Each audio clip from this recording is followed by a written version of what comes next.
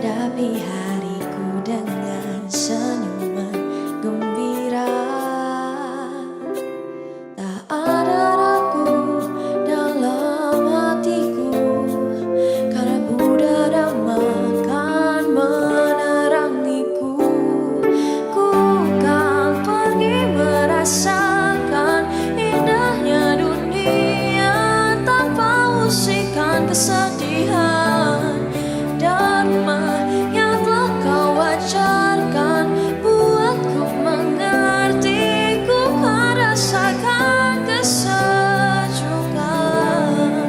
untuk hidupku.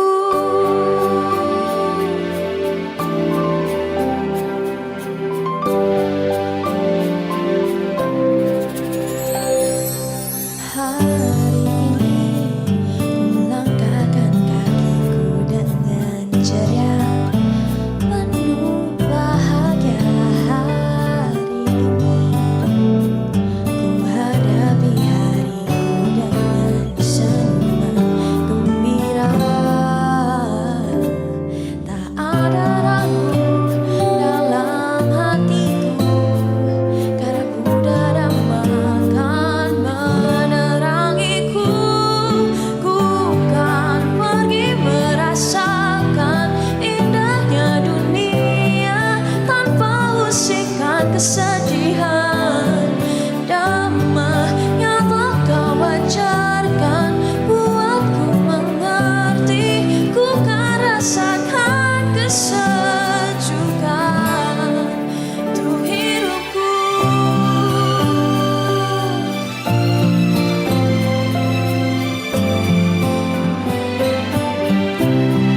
Kan ku hadapi segala soal hidupku. Karena ku tahu pasti ku kan dapatkan yang terbaik. Ku kan pergi merasakan indahnya dunia tanpa usikan kesedihan. Ku kan pergi merasakan indahnya dunia tanpa usikan kesedihan. Dhamma, ku kan pergi merasakan indahnya dunia tanpa usikan kesedihan.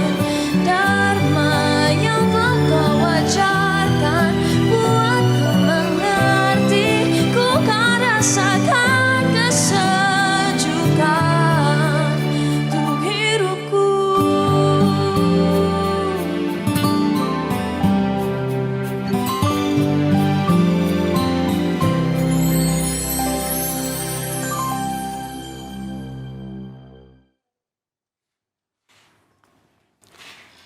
Namo Buddhaya. Sebelum kita memulai mimbar agama Buddha, mari kita memberikan penghormatan terlebih dahulu kepada Buddha, Dhamma, dan Sangha. Terlebih dahulu kita membacakan parita namaskara pata. Arahang Samma Sambuddho Bhagava Buddhang Bhagawantang Abhiwademi.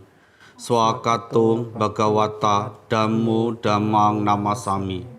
Supatipanno Bhagavato Sawaka Sangho Sanghang Namami. Kami datang menghadap kepadamu Sang Buddha. Ajaran membawa cahaya dan kedamaian hidup, membimbing kita untuk menjalankan jalan yang benar. Kami akan memohon Engkau memberkati kami dengan suatu kebijaksanaan, membimbing kami untuk membawa kasih sayang dan welas asih.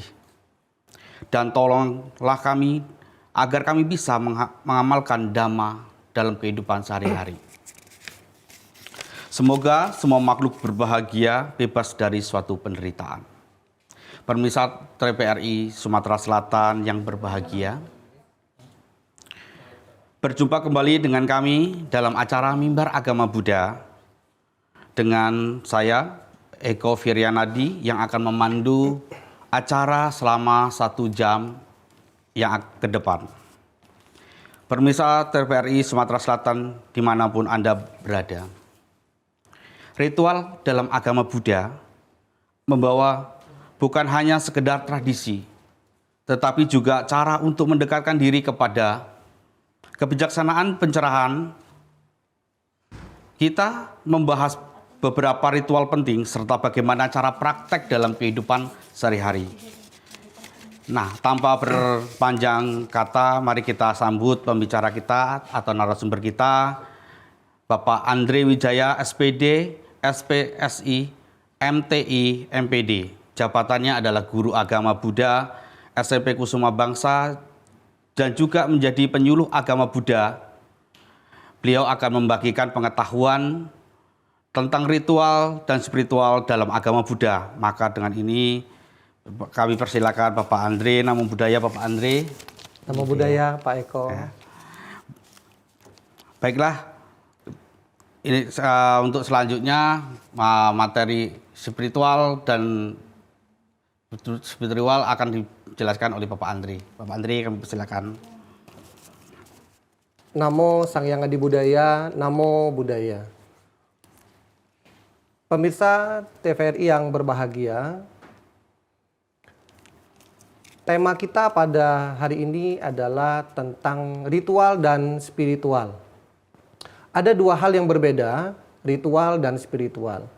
Nah, seperti yang disampaikan oleh Pak Eko tentang ritual, artinya kalau kita bicara tentang ritual ini, kita berbicara tentang berdoa. Kita berbicara tentang ibadah. Tentunya kita sebagai umat Buddha secara rutin bersama-sama kita berjumpa di wihara setiap hari Minggu. Kita bersama-sama melakukan ritual. Kita berdoa, kita memanjatkan parita-parita suci. Ini yang kita lakukan dalam hal ritual. Nah, ritual ini Bapak Ibu, dimanapun kita berada tentunya mempunyai perbedaan. Perbedaan dalam hal intonasi, perbedaan dalam hal nada, perbedaan dalam hal kata-kata. Nah, ini di setiap tempat berbeda satu sama lain. Jadi intonasinya itu berbeda. Nah, artinya ini disesuaikan dengan tempat di mana kita berada pada saat kita melakukan ibadah. Nah, bagaimana halnya dengan spiritual? Nah, kalau kita bicara spiritual, artinya setelah kita bersama-sama memanjatkan parita-parita suci, tentunya kita mendengarkan Dhammadesana. Kita mendengarkan apa yang disampaikan oleh penceramah pada saat itu, yaitu bisa dari seorang biku atau dari seorang pandita atau narasumber lainnya. Nah, di situ kita melatih ritual dengan melakukan ibadah, tapi setelah kita mendengarkan Dhammadesana, nah di situ kita melatih spiritual kita. Jadi kita membahas tentang ajaran-ajaran Buddha. Jadi ada ajaran-ajaran Buddha yang disampaikan oleh penceramah pada saat itu. Nah, itu yang membuat diri kita terpenuhi juga di samping dengan ibadah, kita juga melatih spiritualitas kita. Jadi kita menambah pengetahuan kita tentang dhamma-dhamma, tentang apa yang harus kita lakukan sebagai umat Buddha, apa yang harus kita lakukan, bagaimana cara kita melakukan hal-hal yang baik. Begitu Pak Eko. Oke, Pak Andri, kalau mengenai tentang spiritual dan ritual dalam agama Buddha itu kan banyak tradisi-tradisi yang ada di lingkup agama Buddha itu sendiri, Pak Andri. Tolong jelaskan sedikit Pak Andri tentang apa namanya tradisi-tradisi dan mencakup dengan ritual keagamaan Buddha itu. Oke. Nah, kalau kita bicara mengenai tradisi, jadi masing-masing wihara itu kan dia punya tata cara tersendiri. Dia punya bagaimana melakukan ibadahnya sendiri. Nah, ibadah yang kita lakukan adalah ibadah yang semua orang bisa melakukan. Semua orang bisa melakukan. Tapi di samping kita melakukan ritual-ritual itu, bahwa ada hal yang di dalam diri kita juga harus berubah secara spiritual. Artinya berdoa saja tidak cukup. Artinya harus ada yang kita buat. kalau kita bicara mengenai ritual, artinya itu hubungan kita dengan Tuhan yang Maha Esa. Tapi begitu kita bicara mengenai spiritualitas, spiritual, artinya di situ kita berhubungan dengan sesama manusia. Jadi kita juga harus imbang, bukan berarti kita hanya berdoa saja, tapi kita juga harus ada apa yang kita lakukan. Dengan keberadaan kita, apakah ada manfaatnya untuk orang lain. Nah, di situ spiritualitas kita itu harus bergeraknya di sana. Artinya, kalau kita berdoa, kita memenuhi diri kita dengan hal-hal yang baik, maka begitu spiritualitas kita sudah terpenuhi, kita harus berbuat sehingga orang-orang yang berada di sekeliling kita, itu dia merasa berbahagia. Dia merasa kita itu ada manfaatnya. Artinya, kita memupuk spiritualitas itu dengan kita memperbanyak hal-hal yang baik yang ada di dalam diri kita. Kenapa? Karena apa yang kita punya itu akan kita bagi ke orang lain. Artinya kalau kita berdoa, kita selalu di akhir menyebutkan Sabe Sata Bawantu Sukitata, semoga semua makhluk hidup berbahagia. Artinya sebelum kita mendoakan semua makhluk itu berbahagia, kita harus isi dulu diri kita dengan kebahagiaan. Artinya tidak mungkin kita memberikan orang lain kebahagiaan tapi kita sendiri sedih gitu kan. Kita sendiri cemberut gitu kan. Gimana gitu kan? Begitu kita datang ke wihara, kita berikan salam Namo Sang Hyang Adi Budaya, Namo Buddhaya. Senyum yang kita berikan. Minimal pada saat kita ke wihara, baik kok itu kita berikan senyum kepada orang lain. Kenapa? Itu salah satu cara kita membuat orang lain bahagia. Kalau kita memberikan senyuman kepada orang lain, tentunya kan kita ada hal-hal secara pribadi itu kita sudah bahagia dulu. Kan tidak mungkin kalau kita lagi tidak bahagia kita mau senyum sama orang lain. Jadi itu yang kita mulai dulu dengan diri kita sendiri. Makanya agama Buddha itu kan semua hal itu dia memandang dari diri sendiri.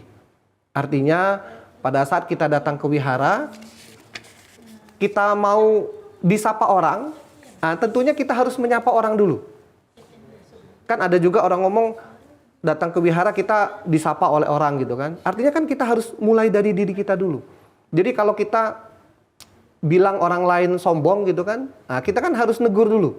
Nah ini kita belum negur orang, kan kita sudah ngatain orang sombong gitu. Nah artinya spiritualitas kita itu harus terbentuk dari diri kita.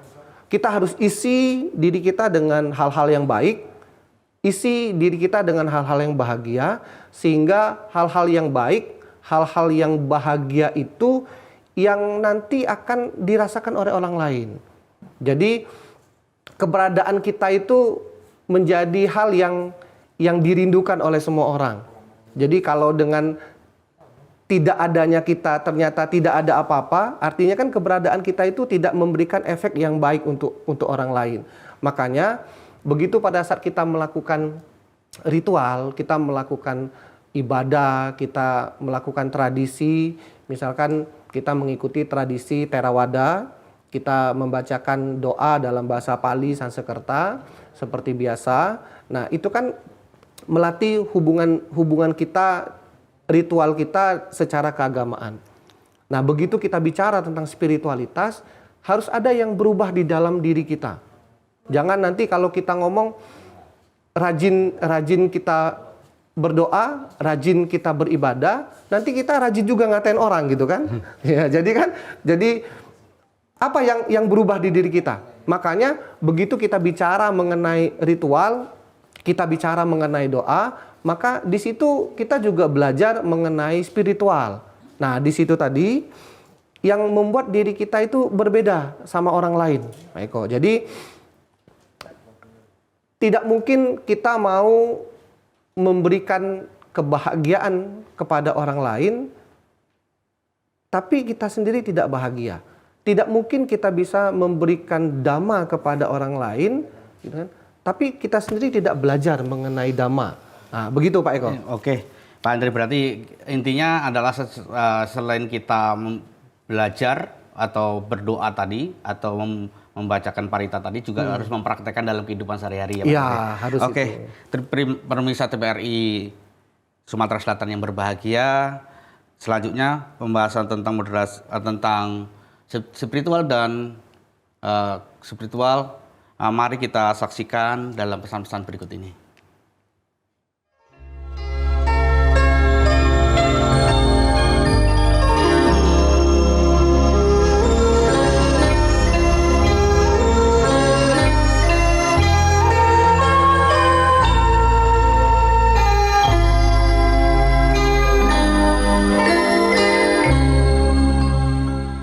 Pemirsa yang budiman, kembali lagi bersama kita dalam Mimbar Agama Buddha.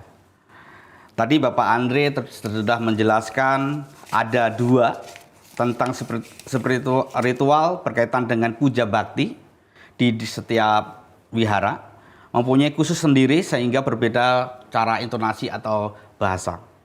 Seperti itu ada yang kedua adalah spiritual berkaitan dengan ajaran agama Buddha di setiap daerah.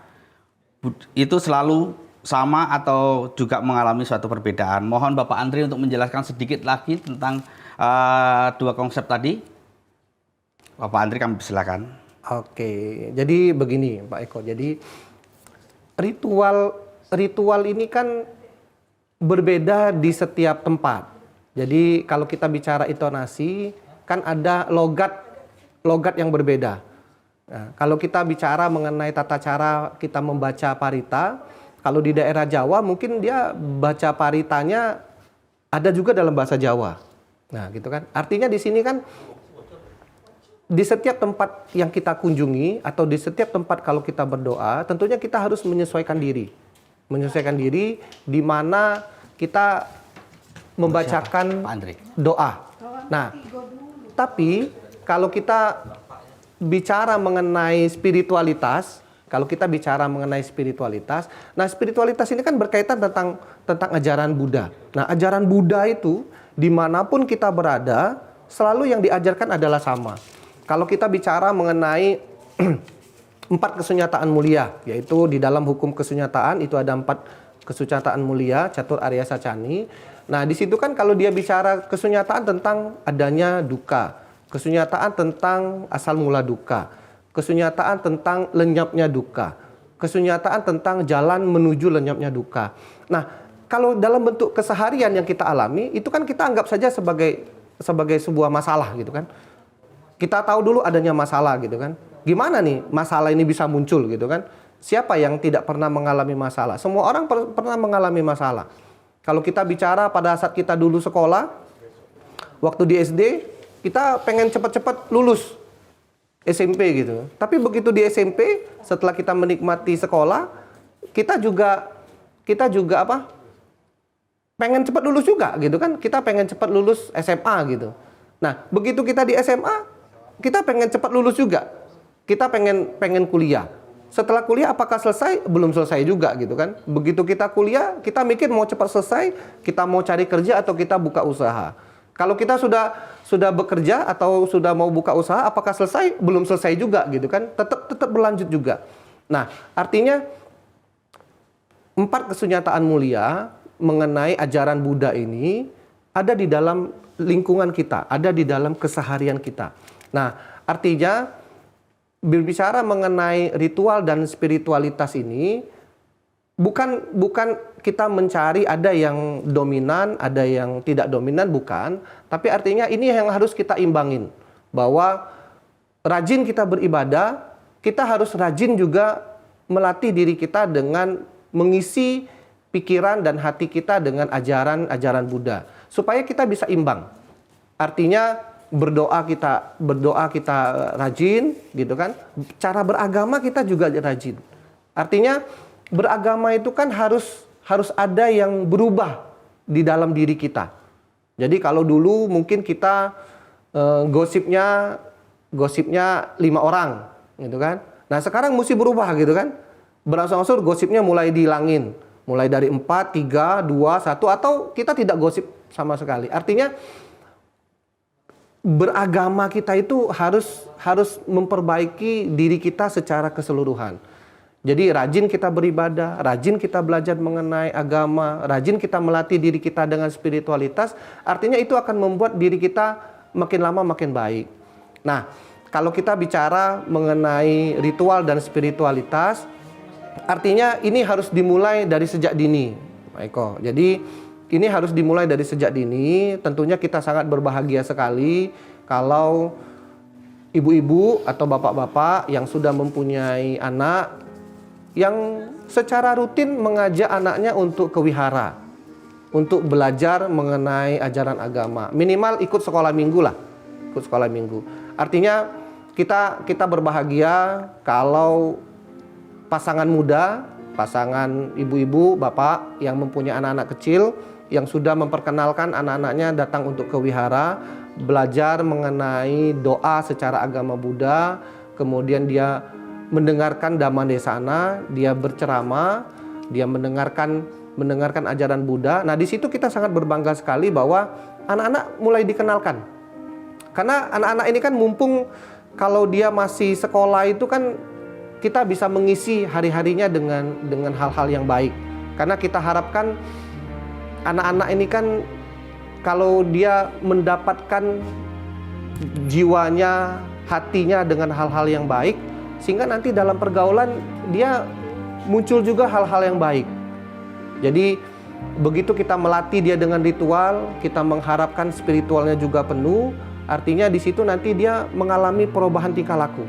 Jadi dari hal yang dia tidak baik, dia menjadi baik. Nah, di situ kita merasa berbangga bahwa ternyata ritualnya dia jalanin pada saat hari Minggu dan spiritualnya juga sama. Jadi terpenuhi semua. Karena kalau kita bicara mengenai media sosial kayak lagu-lagu gitu kan. Nah, itu kan sekarang anak-anak kan lagu-lagunya kan lagu-lagu dewasa semua, Pak Eko. Ya. Gitu kan, lagu-lagu dewasa semua. Jadi lagu-lagu ini juga kan tentunya bisa membantu anak-anak untuk belajar juga mengenai ajaran Buddha. Kalau lagu-lagu kekinian ini kan yang kita agak repot, Pak Eko. Lagu-lagunya yang yang kayak misalkan mati-matian gitu kan, mati-matianku membelamu di depan mereka. Nah, itu kan memperjuangkan yang dalam hal cuman pasangan sampai segitunya. Kalau kita bicara tentang hal-hal yang lain, tentang lagu-lagu yang lain kan juga sama gitu kan. Nah, coba kalau kita kembali ke zaman kita dulu, Pak Eko, kan lagu-lagunya kan menginspirasi gitu kan, kayak lagu Pampers gitu kan, Demi Kau dan Si Buah Hati, itu kan kita enak. Jadi orang tua kita itu benar sungguh-sungguh menghidupin kita gitu kan. Dia mengharapkan anak-anaknya pintar, mencari nafkah itu dia pura-pura sehat supaya anaknya itu bisa sekolah gitu kan. Nah, kalau sekarang anak-anak kan kebalikan gitu kan, pura-pura sakit ya supaya tidak sekolah gitu kan. Nah, kalau kita mengambil inspirasi pembelajaran lewat lagu-lagu, nah tentunya kan itu lagu yang juga menginspirasi gitu kan. Makanya anak-anak kalau secara rutin dari awal orang tua sudah memberikan pengalaman datang ke wihara untuk dia ikut puja bakti, kemudian dia mendengarkan Dhamma Desana. Nah, di situ kan kita mengharap dia mengisi dirinya dengan hal-hal yang baik. Karena ajaran agama Buddha ini senternya itu di diri sendiri. Kalau kita melihat cerita mengenai kisah Gotami, Pak Eko, yang dia ingin menghidupkan anaknya kembali, dan Buddha secara dalam memberikan, tidak langsung bisa atau tidak menghidupkan anaknya. Kalau saya pikir sih pada zaman dulu Buddha mempunyai kemampuan luar biasa. Saya pikir bisa-bisa saja pada saat itu dia mungkin menghidupkan anaknya Kisah Gotami. Tapi kan Buddha tidak langsung seperti itu memberikan ajarannya. Buddha kan meminta kepada Kisah Gotami untuk mencari biji lada, di mana tempat yang dia harus cari biji lada itu tidak ada kematian. Nah kan, mencarilah kan Kisah Gotami ke tempat-tempat rumah-rumah yang di situ tidak ada kematian, Nah, tentunya itu kan tidak akan pernah terjadi gitu kan. Di mana yang rumah itu tidak ada kematian. Tapi begitu Kisah Gotami mencari lada di rumah yang tidak ada kematian, nah di situ kan Kisah Gotami tercerahkan. Nah, artinya di dalam agama Buddha, pemahaman tentang ajaran Dhamma ini memang harus bangkit dari diri sendiri. Kita melihatlah semua hal itu dari kita sendiri, gitu kan. Jadi kalau kita mendapatkan hal-hal yang baik, ayo kita introspeksi diri, gitu kan. Jadi kadang kita ini kan melihat apa yang kita dapat pada saat ini itu sebagai akibat, tapi kita tidak lihat bahwa itu bisa saja menjadi sebuah sebab. Itulah sebabnya sehingga kita mendapat kejadian yang tidak baik pada saat hari ini, dan itu adalah kita anggap sebagai sebuah akibat, padahal mungkin itu adalah sebagai sebuah sebab. Jadi pemahaman agama Buddha, ajaran Buddha tentang spiritualitas ini adalah bagaimana kita memahami diri kita dengan baik. Kalau tadi saya mencontohkan dengan menyapa orang, gitu kan. Nah, itu kan juga sama, gitu kan. Kalau kita ingin disapa orang, ayo kita nyapa dulu, gitu kan. Jadi setiap kejadian apapun yang kita alami dalam kehidupan kita sehari-hari, kalau itu kita memandang dari diri kita sendiri, itu kita jadi enak. Tapi bukan berarti memandang dari diri kita sendiri ini kita jadi jelek, bukan, Bapak Ibu, bukan. Artinya kita itu rendah hati, gitu ya, rendah hati, bukan rendah diri. Jadi jangan salah, gitu ya. Jadi begitu kita memandang diri kita ini bukan, ya sudah, memang aku ini pantasnya dibuat yang tidak bagus, gitu ya. Bukan seperti itu. Bukan seperti itu. Jadi memandang diri kita dengan sosok yang lebih baik, sosok yang memang utama, yang kita bisa belajar semua ajaran Buddha ini secara keseluruhan. Jadi memandang diri sendiri itu secara diri sendiri itu akan membuat kita nyaman, gitu kan. Oh, memang saya ini kurangnya di sini, gitu kan. Ayo kita memperbaiki diri lagi.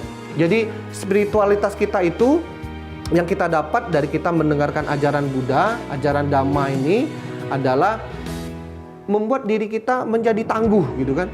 Menjadi tangguh, gitu kan. Kita mengisi diri kita dengan hal-hal yang baik, kita berpikir dengan baik, kita berbuat dengan baik, kita berucap dengan baik, karena itu yang kita harapkan. Jadi anak-anak juga kan suka ngomong kalau misalkan tidak bisa, tidak mau, gitu kan. Artinya kan di situ dia sudah membicarakan dengan hal-hal yang negatif. Tidak mungkin kita ini mendapatkan hasil yang baik kalau kita bicaranya tidak baik, gitu kan. Kalau kita mengharapkan diri kita pintar, kan tidak mungkin kita ngomongnya bodoh, saya bodoh, gitu, saya bodoh, gitu. Ya jadinya kita bodoh benar, gitu kan. Karena kita mengkondisikan diri kita sesuai dengan apa yang kita ucap. Nah, artinya dengan ajaran Buddha yang kita harus berpikir dengan baik, berbuat dengan baik, berucap dengan baik, sehingga kita nanti mendapatkan hasil yang baik. Nah, begitu Pak Eko yang kita bicarakan tentang spiritualitas itu, supaya makin lama diri kita, hati dan pikiran kita ini diisi dengan hal-hal yang baik. Nah, begitu Pak Eko. Oh iya, Pak Andri. Tadi saya sangat sedikit tertarik sekali dengan tadi itu bagaimana caranya kita untuk merangkul anak-anak muda pada saat ini, Pak Andri, untuk mengenal spiritual dan untuk beribadah di wihara biar mereka semangat dan mempunyai daya tarik yang tinggi. Sedikit aja Pak Andri. Oke. Begini Pak Eko. Jadi kan kalau kita bicara mengenai anak-anak ini kan memang harus dimulai dari keluarga. Harus dimulai dari keluarga. Artinya memang keberadaan para orang tua ini sangat kita harapkan supaya anak-anak itu mau datang ke wihara. Dengan dia datang ke wihara saja, itu sudah menjadi hal yang baik buat kita dan juga buat anaknya. Nah, tentunya kalau kita di wihara, kita akan bekerja sama dengan sekolah minggu supaya anak-anak ini mendapatkan pelajaran yang mengasihkan, yang mengenakan. Jadi artinya apa? Artinya anak-anak itu kita di samping memberikan tentang ajaran Dhamma, kita isi dengan permainan-permainan, begitu Pak Eko, supaya dia tertarik untuk datang, Pak Eko. Oke, terima kasih Pak Andri. Ini selanjutnya pemirsa TVRI Sumatera Selatan yang berbahagia, sebelum kita melanjutkan pembahasan pada season selanjutnya, mari kita saksikan pesan-pesan berikut ini.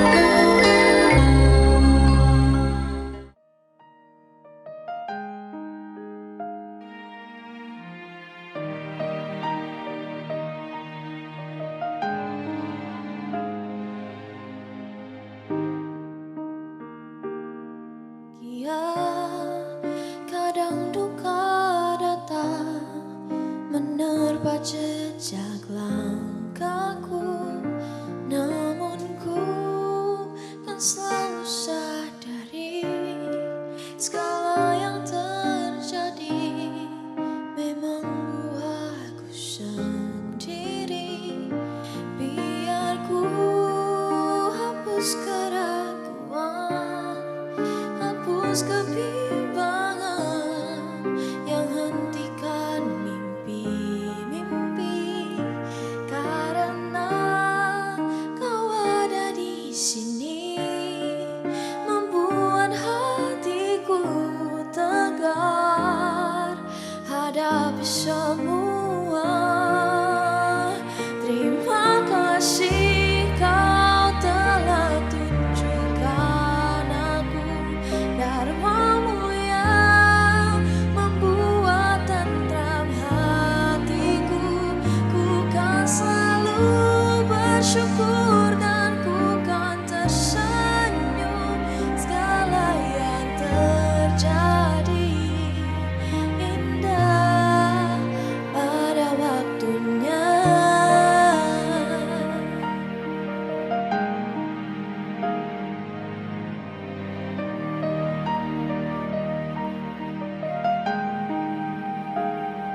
Karena kau ada di sini membuat hatiku tegar hadapi semua.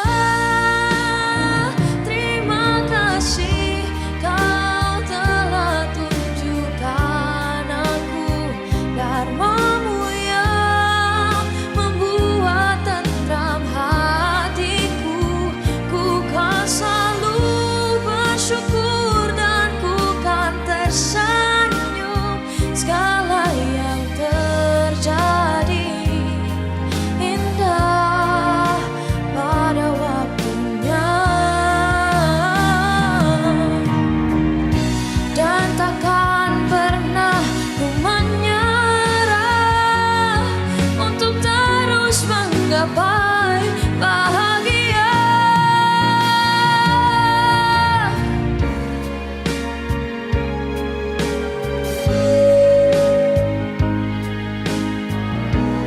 Kan ku hadapi semua. Terima kasih kau telah tunjukkan aku dharmamu yang membuat tentram hatiku. Ku kan selalu bersyukur dan ku kan tersenyum segala yang terjadi indah, segala yang terjadi indah pada waktunya.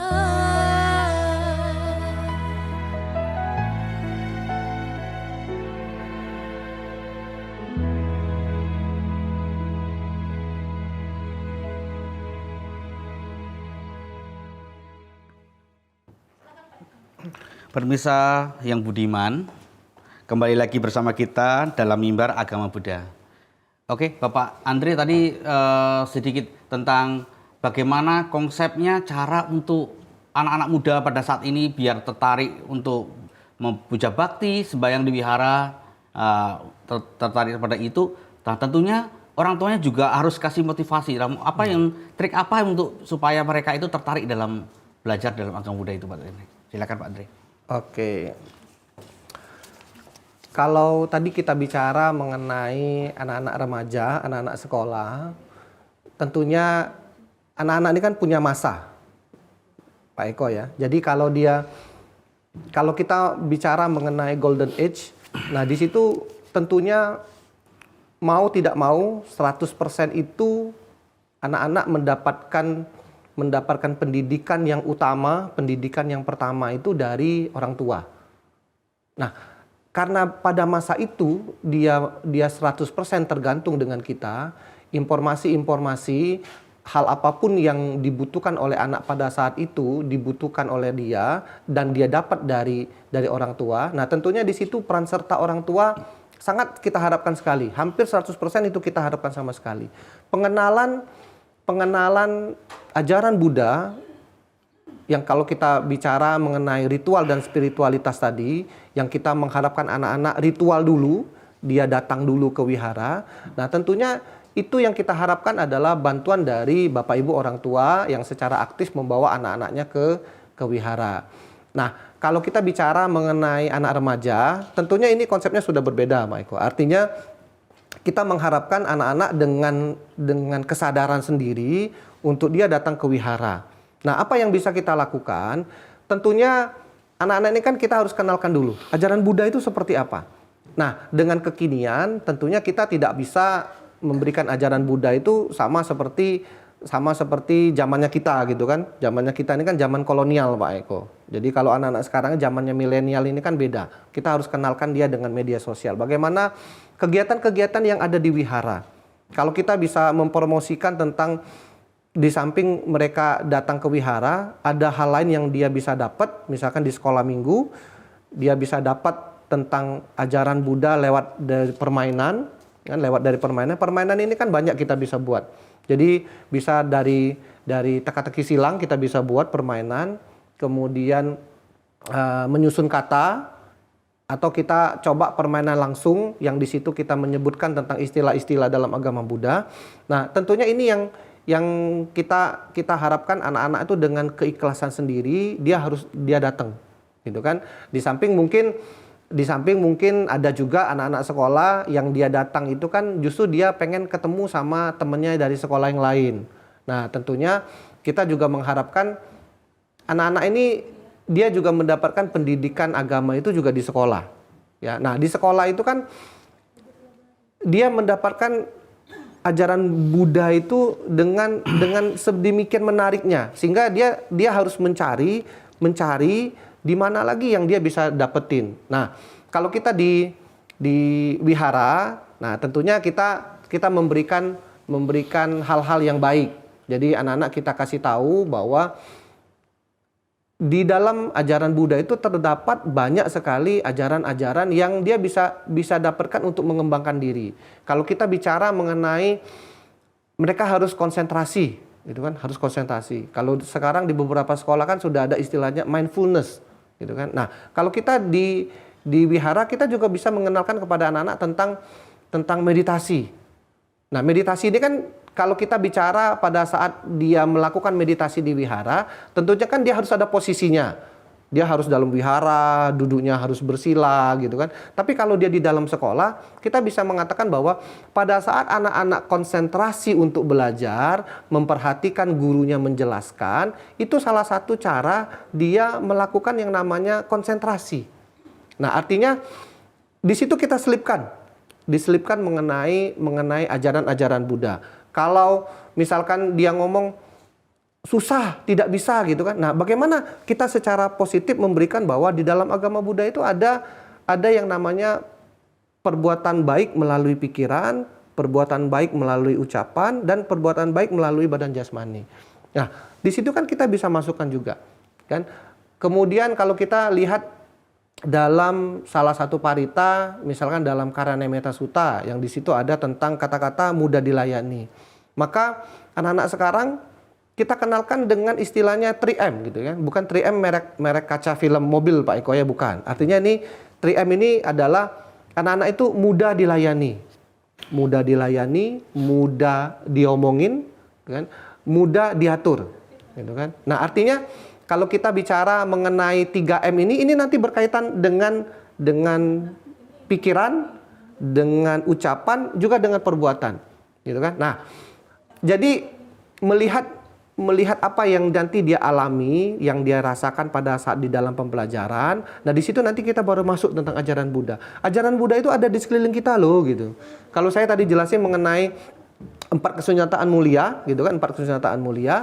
Nah, di situ kan juga ada juga di sekeliling kita gitu kan. Kenapa masalah ini ada gitu kan? Ya karena memang seperti itu. Tapi kalau kita memahami nanti ada masalah, nanti ada jalannya untuk menyelesaikan masalah. Nah, itu juga ada dalam agama Buddha, dalam ajaran Buddha. Kalau kita bicara lagi misalkan tentang hukum karma. Ini kan yang dalam keseharian dia juga pasti alamin. Kalau kamu tidak mau dikatain orang jelek, maka kamu jangan ngatain orang jelek. Gitu kan? Kalau kamu mau meminjam pena dan teman-temanmu mau meminjamin kamu, berarti kan kamu harus mulai dari diri kamu dulu. Kamu juga harus mau meminjamkan orang gitu kan. Tidak mungkin kamu pelit, kamu mengharapkan orang lain tidak pelit sama kamu gitu kan. Jadi artinya keseharian mengenai ajaran Buddha ini anak-anak juga mesti tahu. Jadi termasuk misalkan bagaimana dia memperlakukan orang tuanya. Nah, itu juga kita sampaikan. Jadi kalau nanti dia rajin ke wihara, dia rajin mendengarkan Dhamma Desana, maka di situ dia juga harus pintar, harus tahu, harus pandai bagaimana cara dia memperlakukan orang tua. Gitu kan? Jadi kalau ngomong sama orang tua gimana gitu kan. Kan sekarang seiring dengan media sosial, kemudian kesibukan juga para orang tua untuk mencari nafkah, maka kan kadang anak sama orang tua kan tidak bertemu. Kadang mereka ngomongnya lewat media sosial. Nah, media sosial ini kan beda cara bicaranya. Makanya manfaatkan waktu bertemu dengan orang tua, bagaimana caramu memperlakukan orang tua, apa yang disampaikan oleh orang tua kamu menurut, apa yang orang tua sampaikan kamu jalani, kamu tidak membantah, kamu tidak nadamu lebih tinggi daripada papa mamamu. Sekarang kan karena anak-anak sekarang kan media sosial berkaitan tentang game yang kasar-kasar, kan kadang nada anak-anak kan juga terbawa pada saat dia main game. Nah, artinya di situ kalau kita memberitahukan ke anak-anak bahwa bagaimana caramu memperlakukan orang tuamu, seperti itulah kamu mendalami ajaran agama Buddha. Jadi bagaimana caramu menghormati Buddha, bagaimana kamu ritual memuja kepada Buddha, begitulah bagaimana caramu menghormati dan menghargai orang tuamu. Jadi remaja-remaja saat ini yang kita kenalkan lewat wihara dengan sekolah minggu, dan dia datang, kalaupun mungkin dia datang lewat organisasi. Nah, tentunya itu menjadi daya pembeda yang dia mempunyai kekhususan tersendiri. Nah, jadi begitu Pak Eko, supaya anak-anak ini kan dia mudah labil. Maka daya tarik kita supaya mereka mau datang ke wihara, mereka mau menjalankan ajaran Buddha, maka kita masukkan dia lewat kekinian. Media sosial itu kan kita bisa pakai. Konten-konten yang kita buat dalam memperkenalkan ajaran Buddha itu salah satu cara supaya kita juga memberikan bahwa ajaran Buddha ini bisa kita jalankan lewat media sosial. Nah, anak-anak mungkin kalau kita minta tolong, ayo ajaran Buddha ini ada loh tentang hukum karma, kamu bantu buat dong kontennya. Nah, begitu kan anak-anak aja secara tidak langsung dia juga belajar. Jadi begitu kita tuliskan hal-hal tentang hukum karma, bahwa apa yang kita lakukan itu nanti akan balik ke kita bahagiakan orang lain supaya bahagia itu kembali ke kita. Kalau dia membuat isian dalam bentuk konten-konten, nah di situ kan secara tidak langsung dia juga baca. Nah, jadi itu mungkin salah satu caranya Pak Eko. Oke, terima kasih Pak Andre. Tadi sudah dijelaskan bagaimana caranya untuk anak itu sudah mengerti tentang ajaran Buddha itu sendiri. Oke, pemirsa TVRI Sumatera Selatan yang berbahagia, selanjutnya pembahasan selanjutnya kita akan lanjutkan. Terlebih dahulu kita saksikan iklan pada saat berikut ini.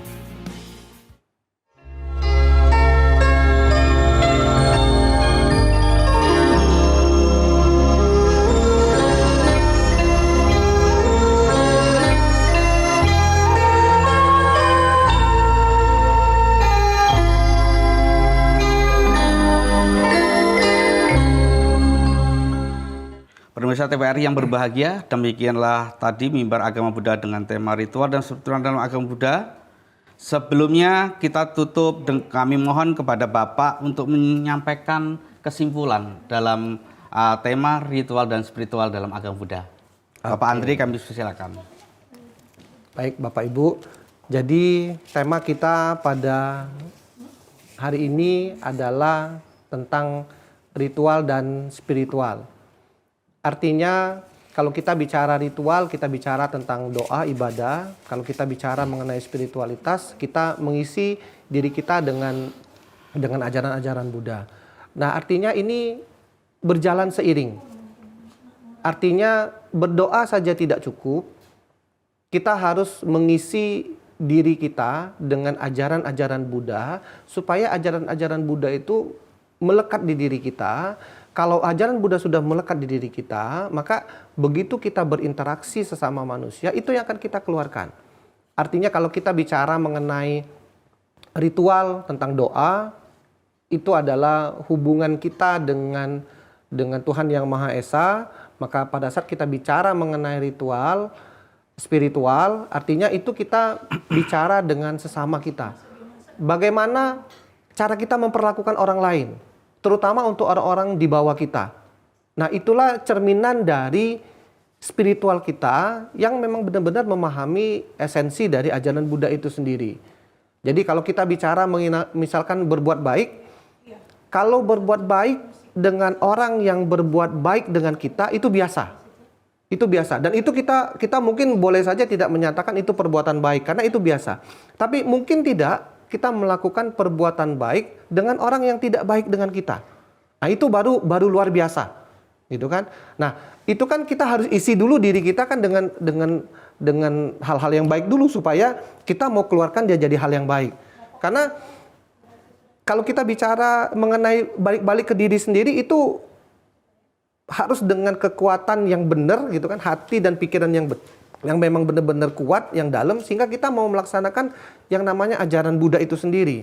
Kalau kita bicara, ada lagi kaitannya tentang ayat dalam Dhammapada yang di situ dia mengatakan bahwa kebencian tidak akan berakhir jika dibalas dengan kebencian, tapi kebencian akan berakhir jika dibalas dengan cinta kasih. Artinya itu yang menjadi pembeda kita, Pak Eko. Jadi begitu. Oke, terima kasih Bapak Andre sudah berkenan membagikan Dhamma dalam kesempatan pada saat ini. Sampai jumpa kembali dalam acara Mimbar Agama Buddha di lain kesempatan. Terima kasih. Akhir kata, Namo Buddhaya.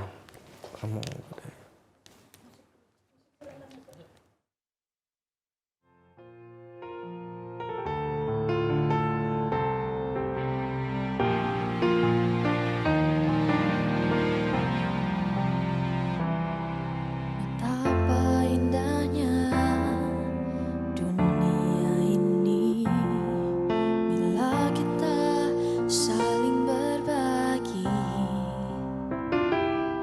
berbagi dalam suka, berbagi dalam luka, senantiasa jalani bersama. Jauhkan perasaan iri, menyingkirkan perasaan dengki. Tiada kata dusta, tiada kata celah, selalu bertindak bijaksana. Tebarkan cinta kasih, semaikan rasa empati, bulatkan tekad di hati, jauhkan rasa dengki. Indahnya cinta dan kasih sayang, rasa bahagia pastikan terjelas.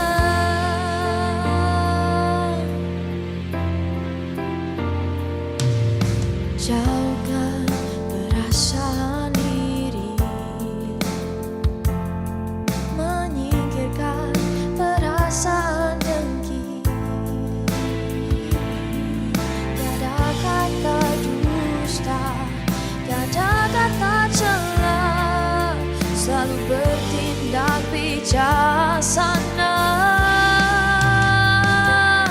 Tebarkan cinta kasih, semaikan rasa empati, bulatkan tekad di hati, jauhkan rasa dengki.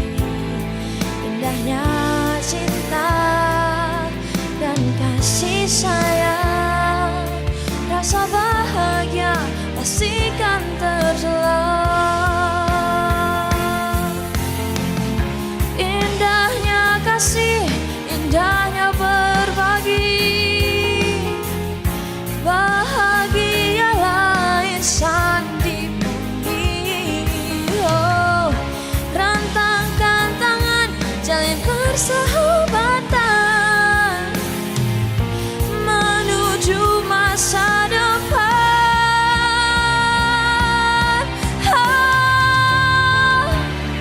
Tebarkan cinta kasih, semaikan rasa empati, bulatkan tekad di hati, jauhkan rasa dengki. Indahnya cinta dan kasih sayang, rasa bahagia pasti